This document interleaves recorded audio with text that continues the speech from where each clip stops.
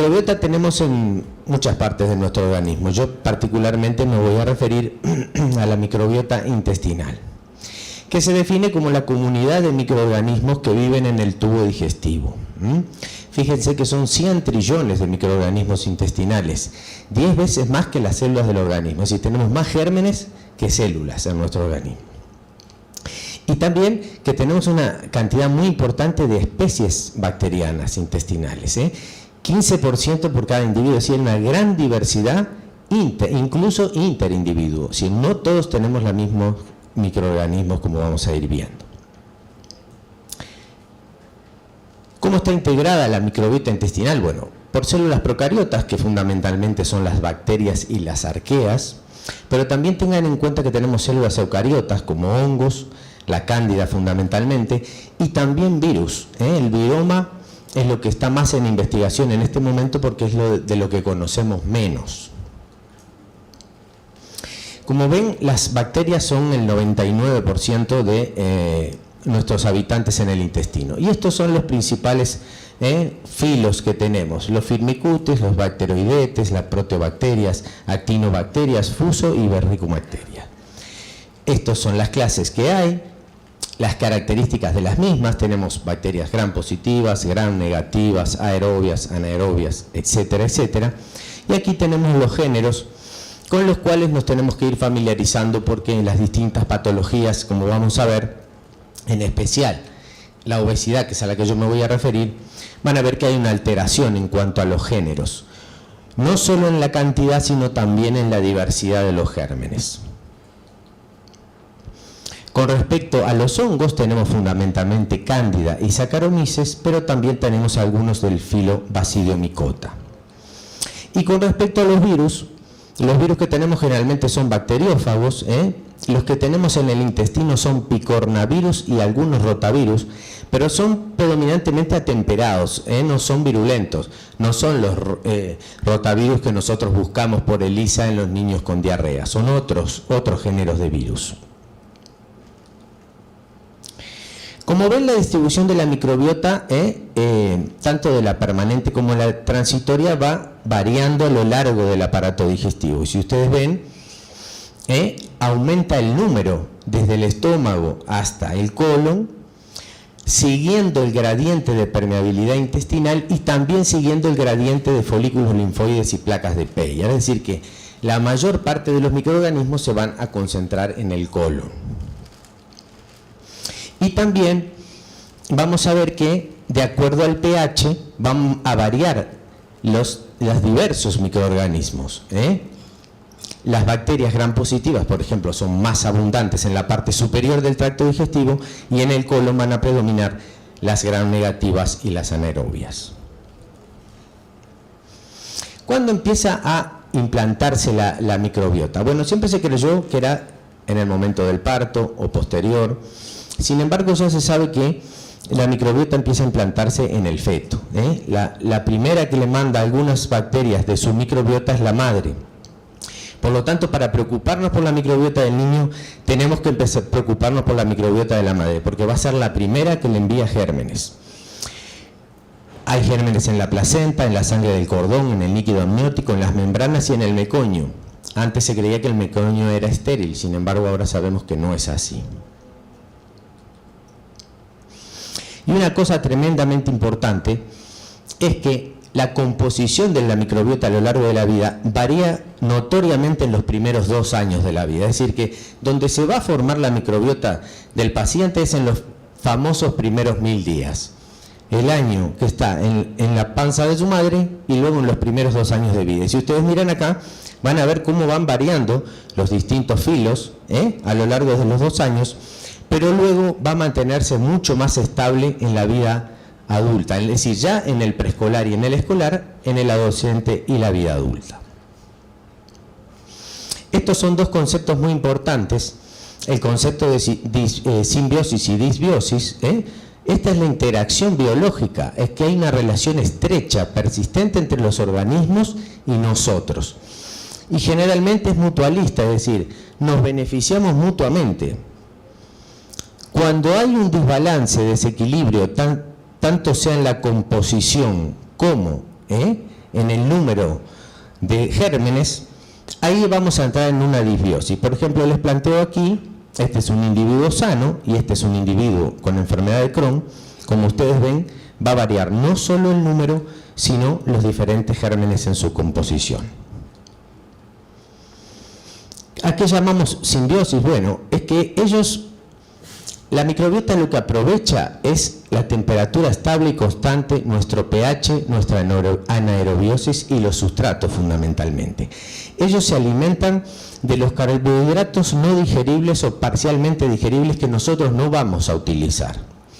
Ellos sí tienen las enzimas necesarias para su procesamiento y su aprovechamiento, y también utilizan el mucus producido por las Globat cells de nuestro organismo. Si bien prefieren a los carbohidratos, también se alimentan de nuestras proteínas, y tengan en cuenta que van a producir ácidos grasos de cadena corta que nosotros vamos a utilizar como un sustrato de energía muy importante. También utilizan los polifenoles y también intervienen en el mecanismo de conjugación de los ácidos biliares. Bueno, ¿qué ocurriría en la obesidad? Como yo les decía, la microbiota comienza a formarse o a instituirse en el feto. Y no es lo mismo tener una mamá sana, que tiene una microbiota determinada, con una mamá obesa, que va a tener una microbiota disbiótica. Por lo tanto, ya en el útero le va a pasar gérmenes que no son saludables, por llamarle de alguna manera. También va a ser muy importante este pasaje y la forma de parto, es decir, el parto vaginal va a propender a un tipo de microbiota y el parto por cesárea a otro. También el pecho, es decir, el niño que recibe pecho va a tener un tipo de microbiota y el niño que está alimentado con fórmula va a tener otro. Y luego el estilo de vida naturalmente del niño en los años siguientes. ¿Qué es lo que se ha visto? Que todos esos son factores que predisponen a una microbiota disbiótica. ¿Y qué es lo que se ve? Que en el paciente obeso va a aumentar el número de firmicutes sobre bacteroidetes. Si ustedes recuerdan los filos que yo les mostré hoy, estos van a aumentar en el paciente obeso. ¿Y qué va a ocurrir con eso? Si bien no es solo la microbiota lo que va a causar la obesidad, porque todos sabemos que hay una predisposición genética, factores psicosociales, etcétera, etcétera, la microbiota va a tener un factor fundamental, porque estos gérmenes van a proporcionar una energía adicional, convirtiendo esos ácidos grasos, es decir, formando más ácidos grasos de cadena corta, y nos dan una energía adicional.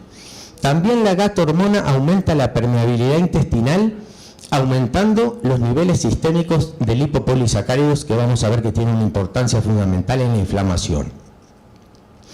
Ambas contribuyen a la endotoxemia y al síndrome metabólico, y también estos lipopolisacáridos activan el sistema cannabinoide.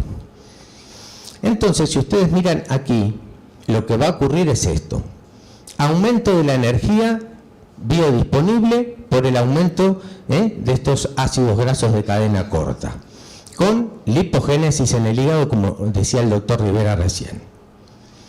Disminución de este factor de adipocito inducido por el ayuno, con aumento de lipopolisacáridos y actividad adipocítica. Disminución de la adenosín monofosfato proteinquinasa, con disminución de la oxidación de los ácidos grasos, y un aumento de los lipopolisacáridos propendiendo a la inflamación y al aumento de las citoquinas. Todo eso va a llevar a que haya una endotoxemia aumentada y más ácidos allí. ¿Esto qué es lo que va a llevar? A la inflamación en el músculo y la insulinoresistencia, a la inflamación y a la insulinoresistencia en el hígado, a la acumulación de adipocitos e inflamación en el tejido adiposo, y a la inflamación y a la insulinoresistencia en el cerebro. Es decir, que la microbiota va a causar todos estos problemas. Y la importancia de la microbiota se ha demostrado en estos estudios con ratones, dándole dieta rica en grasas y carbohidratos a un ratón con una microbiota propendiente a la obesidad, y el ratón se pone obeso. Sin embargo, si le damos esa misma dieta a un ratón que esterilizamos y le eliminamos su microbiota, vamos a ver que el ratón no se pone obeso. Y lo mismo va a hacer con este estudio. Con transferencia de microbiota vamos a ver que un ratón normal va a quedar normal, un ratón obeso le ponemos la microbiota al ratón obeso y se pone obeso, y un ratón de bajo peso se vuelve bajo peso. Es decir, que eso muestra que hay una importancia fundamental de la microbiota. En resumen, no llegué ni a la campana. La microbiota son los microorganismos habitantes del aparato digestivo. Recordar que la implantación comienza en el feto, por lo tanto tenemos que preocuparnos por la microbiota de la madre, que influyen múltiples factores para que ella se determine. La de la madre, la dieta, el parto, si es por cesárea o es un parto normal, el pecho y los antibióticos, que es diversa, que los primeros 1000 días es donde se va a implantar la microbiota, que luego va a quedar a lo largo de la vida, por lo tanto tenemos una ventana de oportunidad para manipularla. Los conceptos de simbiosis y disbiosis, que la obesidad es multifactorial, pero que la microbiota disbiótica juega un papel fundamental por todo lo que yo les mostré, y que lo que ocurre es que aumenta la energía por el aumento de estos ácidos grasos de cadena corta, que hay alteración de factores y enzimas, y el aumento de los lipopolisacáridos que van a llevar a la inflamación. Bueno, y desde el templo de mi querido Cuadro de Peñarol, les agradezco mucho su atención. Muchas gracias.